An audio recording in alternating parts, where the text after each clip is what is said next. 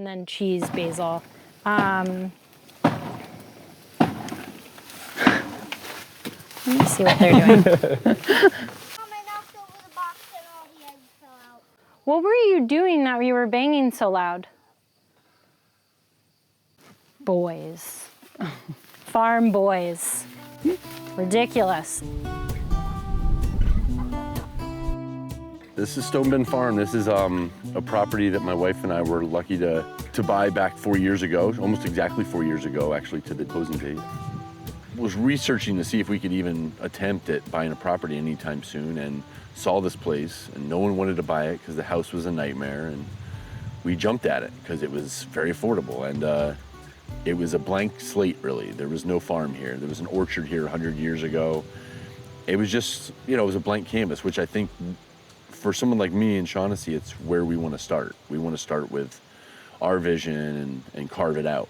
And that's what we've done. At least we've started to, you know, we're at the very beginning of it still. And with a dream, really, a dream to build a business and a place for our family to plant roots. Growing up, I moved around a lot, so I always had this dream of ending up somewhere long term. And so we saw this property, took a big gamble, not knowing the area that well, and moved here and started just digging in, basically. Where did you move from? We had spent most of our time together in Chicago, actually. Shaughnessy did her undergrad and grad school in Chicago, and I did my grad school in Chicago. And that's where we both got introduced to farming, really. Neither of us grew up in agriculture at all. She grew up in suburban West Palm Beach. I grew up in suburbs all over the country and had no basis in growing. So it was something we had grown food for a few years before buying this property, and just had a dream to not only grow food for ourselves, but create kind of a sustainable future for our family and our children. You know. What happened essentially was, you know, after living in Chicago for years and working for a mushroom farm, I spent a lot of time at farmers markets. I worked 80 hours a week doing wholesale and farmers markets, and I just always said to Shaughnessy, if we have our own land one day and we grow our own food, let's figure out a different way. You know, we don't want to spend our life at the farmers market. We had done that for many years, and we don't want to be away from the kids all the time, so we want to have a food-based business on property. So we decided that we needed to figure out a way to, you know, make money a different way than we had seen on most farms. And we took some little bits and pieces of successes we had seen around the country with people we knew, and we thought, what do we love to do? We love to cook. We both love to preserve food. And we were trying to figure out where we fit in Ithaca and what was needed. And one thing that we felt that we weren't able to find was pizza that we loved, you know, the kind we grew up on. I grew up outside of Philly mostly, and so there's a lot of great pizza, and go to New York City a lot. And so we wanted to create some great pizza. We started messing around, and then one thing led to another. We'd have informal pizza parties at the house, and just turned into, hey, why aren't we doing this as an income for the farm? So we invested in a pizza oven and upped our growing game and really started focusing a little bit more on a few specific crops for pizza business. Before, we were just growing a wide variety just for our family and guests. We obviously started focusing on tomatoes, peppers, and toppings for the pizza. And so as you see here, these are our Sun Gold tomatoes, nature's candy. This is one of the most popular tomatoes. This has become one of our featured ingredients. Oh my God. So sweet right now. One of our featured ingredients in our Sun Gold and chive pizza. Maybe my favorite pizza we've ever made. With creating the pizza business off the farm, it was like a perfect relationship between our own businesses to provide for each other and make it easier. So we can have a busy night on a Friday night, sell out of certain things, and come here Saturday morning before our next pizza event that night and pick what we need, which is exactly what happens. Got our basil down here. We grow obviously all our own basil as well. And it's short, it's just the right height for our small children to pick it for us. Our 3-year-old loves harvesting Sun Gold tomatoes and basil and peppers. Eggplant for our for our Nona's house pie. It's like an eggplant Parmesan inspired pizza. And tons of peppers. And this is like our specialty, our San Marzano tomato that we're growing right now. We harvested yesterday, so most of these aren't ripe yet, but. So San Marzanos are great. I've grown a lot of different tomatoes over the years. Love growing heirlooms, but San Marzanos are super, super versatile tomatoes that are durable. A lot of times with tomatoes, especially in this region where we have this really, really short summer, really, it's already dropping into the low 40s, high 30s at night in early September. We have to worry about the tomatoes rotting very easily in vast temperature changes. And San Marzanos do really well just adapting to that. And like, if one falls to the ground, it's not gonna rot. It can sit there for days and ripen, you know. But yeah, this is what we grow the most of, these San Marzanos. We grow 2 different types of San Marzanos, and we grow Roma tomatoes as well for pizza business. But then, yeah, we still dabble with some heirlooms. We love growing heirlooms. I mean, I personally am a big tomato lover. I could just eat that for lunch today. And this is another feature ingredient of ours. Our most popular pizza is our Sweet Hungarian Devil.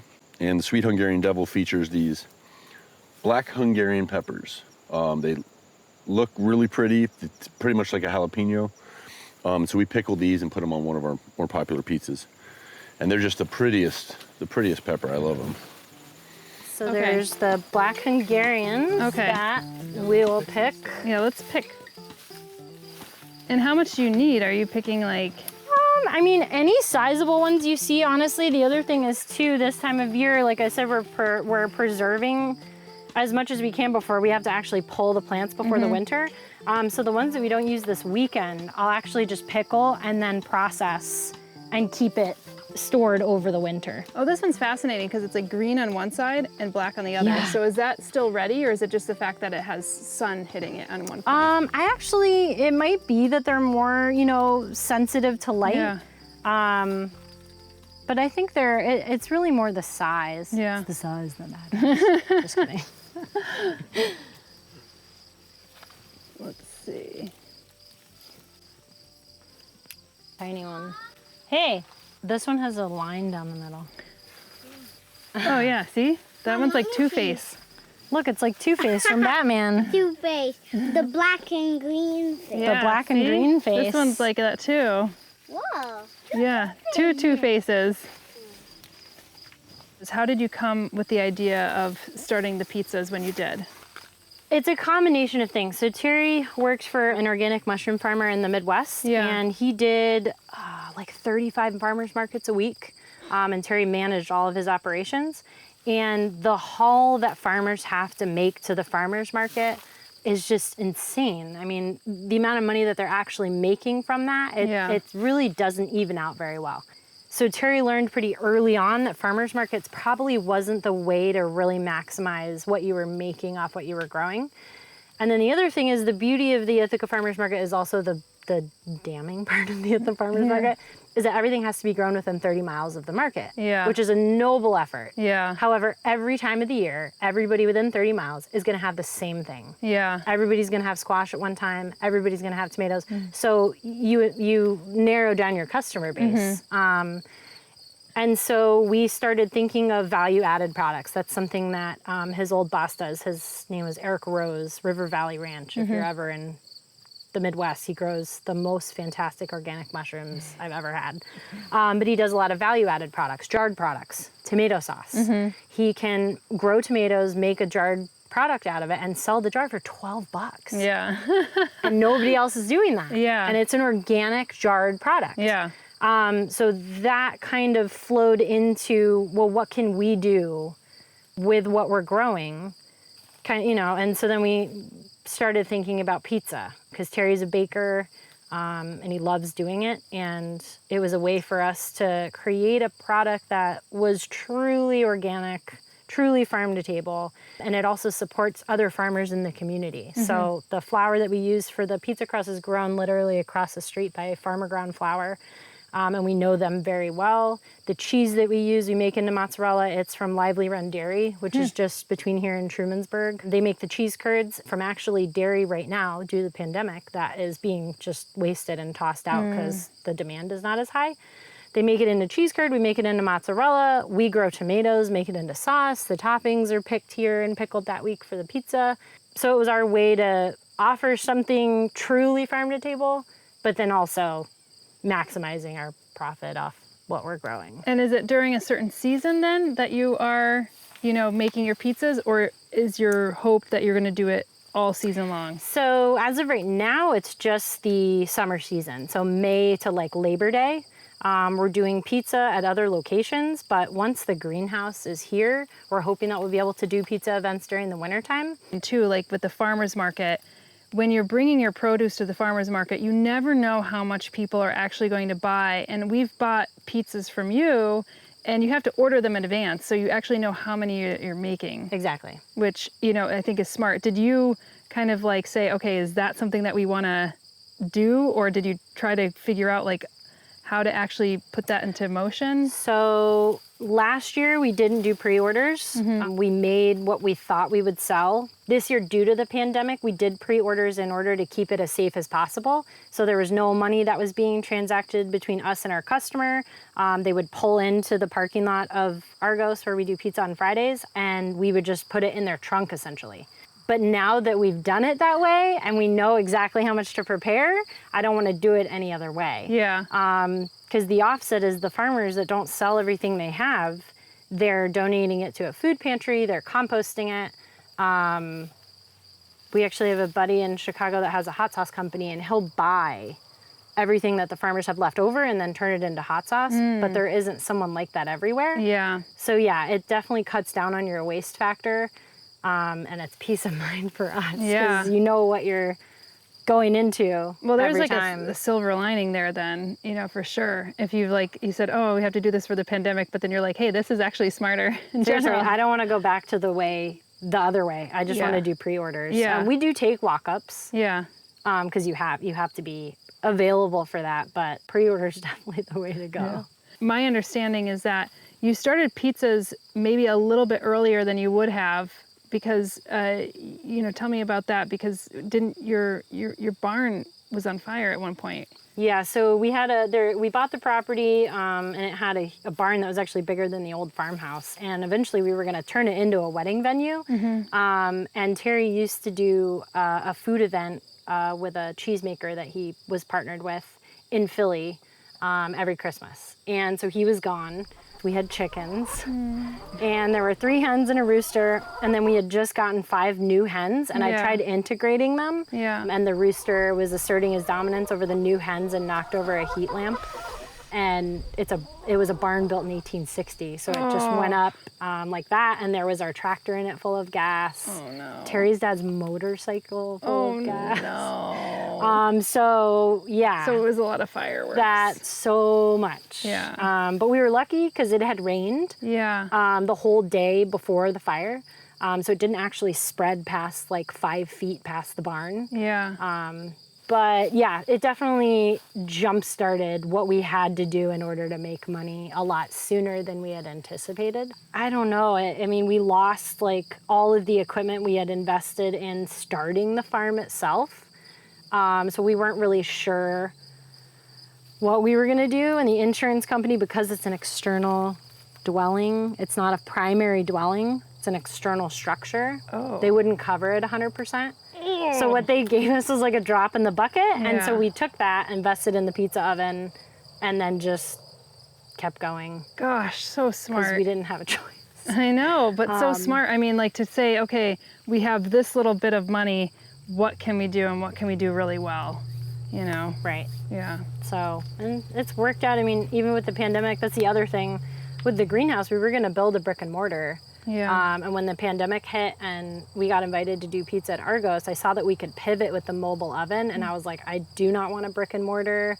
I want to be able to be light on my feet if stuff like this happens. Got to be able to pivot. Yeah. So being able to be mobile and pivot and change what we're able to do, it made a huge difference for us. And you probably wouldn't be able to have a wedding venue right now anyway. So the treatment center's down the road, and I was just talking to her because we have a wedding there on Friday, and she was like, every single wedding she had rolled to next year, and she doesn't know what to do. Yeah. I mean, no, Pfeiffer, not right now.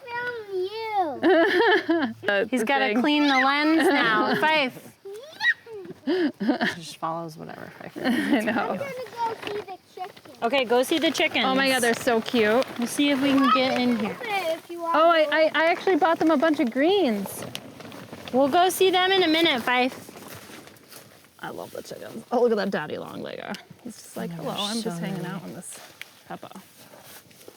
Oh, some of them are so easy to pull off. They just come right off. So these are the more mature ones. The ones in the Gothic tunnel are younger, but they started producing a lot earlier, which is interesting. I wonder if it's like the temperature in that tunnel or... So the other ones started producing earlier, or these started producing earlier? The other ones produced like quicker. Oh, These are interesting. more mature, but they Yeah. were late to produce. I think maybe we overwatered them at the beginning because they obviously come from a very arid, hot climate. Yeah. And those other ones didn't get watered right off the jump, and they seem to produce more. Do you ever overwinter your peppers? We haven't yet, actually. Because I know some people bring them in. I mean, I feel like they're spider mite magnets, but... Yeah.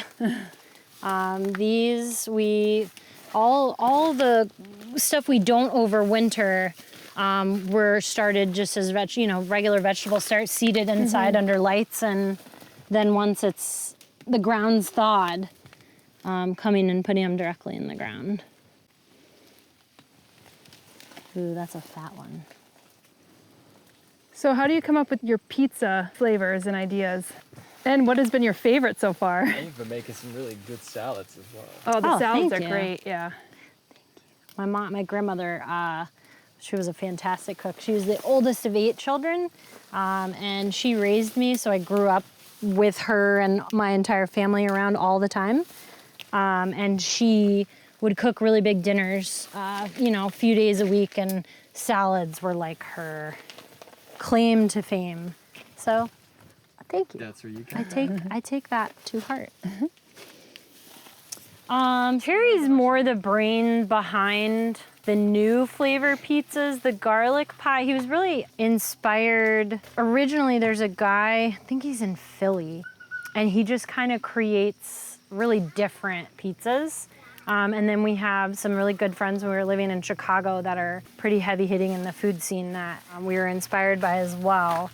Mostly he's in the garden, and he'll have something that he has a lot of, like the Sun Golds. It's like, okay, let's do a pizza with these, and then it kind of moves from there. Right.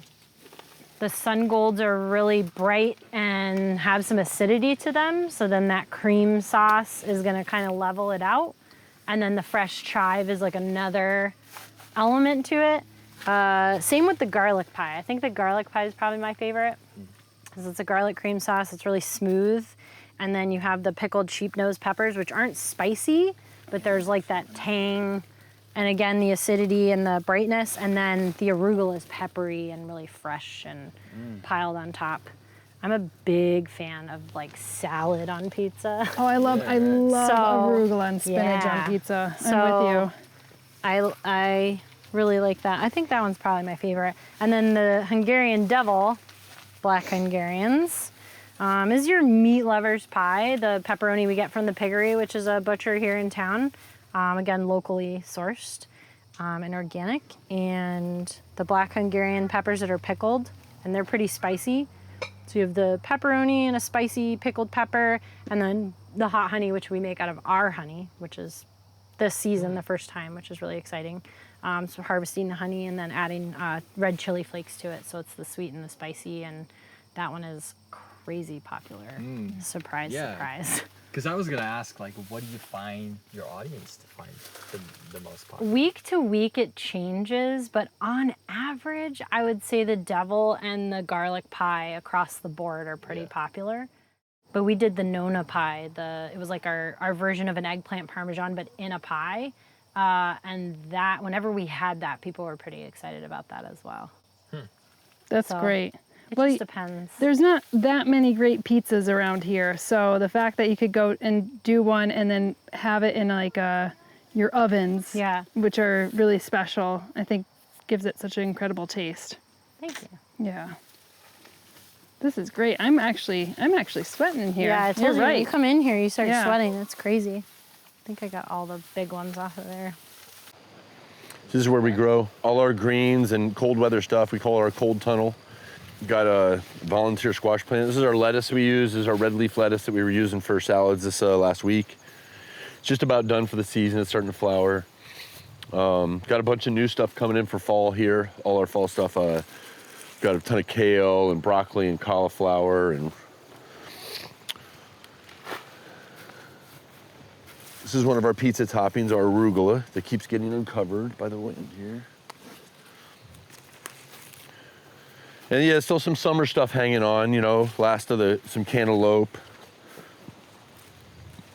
and some sunflowers here. Oh, nice. That's good. Hello. Oh, this is a really cool tomato. This is a Sicilian rosso tomato. This isn't completely ripe yet, but these are really, really neat tomatoes. What's so special about them? I just love, they're super, I don't know, they're not dense. They're really delicate. They're unlike most tomatoes I grow because I try not to grow super delicate tomatoes, but it's just a tomato, it turns this beautiful pink red, and we use them for sauce. They're really great.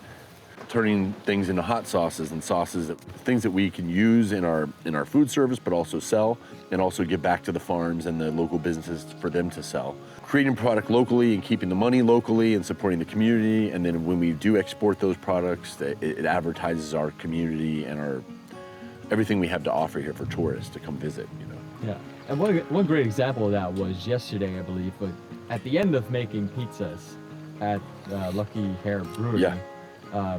You roasted some squash. Oh, yeah, so that was great. That's that's really why we do this, like doing fun, unique things that won't make you any money. That's the goal of doing this. We're really artists when it comes down to it. Yeah. Lucky Hare Brewing, who are some friends of ours who have a brewery out on Seneca Wine Trail. It's great beer. And we do pizza there every Saturday for the season. We met them last year. And so we do our wood-fired pizza, we meet people, and last week they messaged and said, hey, we're thinking about doing this special beer with some roasted honey squash. We would love to roast it in the oven and get that wood fire on it and just create this interesting flavor dynamic. And so that's what we did. So last night we hung out after our last pizza was made, which I believe was yours actually, the last sun golden chive of the season. And we roasted, I think, about 100 pounds of squash in the oven over about 2 hours. Soft. Yeah, that's good. Is that gonna work? Yeah, it's gonna work. It smells so good. That char is like so nice. I can't wait. Just got a gnarly char on it and just drank a bunch of beer and talked about beer and food, and it's gonna turn into a delicious, very unique fall beer for Lucky Hare that we hope to do a dinner with out here as well. So we'll see that in 2 weeks, but yeah, it was great. We just roasted a ton of squash, made new friends, and I mean, what else could you want on a September night, you know? Not that this is a sustainable approach, but I still love that when I put sauce on a pizza, that I planted those seeds, I took care of those tomatoes, not just me, our family. Shaughnessy and I picked every single one. We put our hands on every single one. And that really, it means something, you know, like for us, that really, in the middle of a busy pizza night and you're making your 120th pizza and you're exhausted and you're reminded again, like, oh, wow, this is special.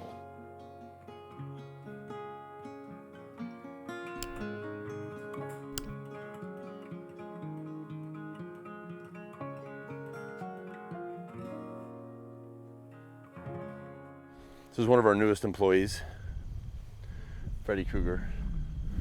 And then there's another guy over there working to keep the birds away. They're doing a horrible job.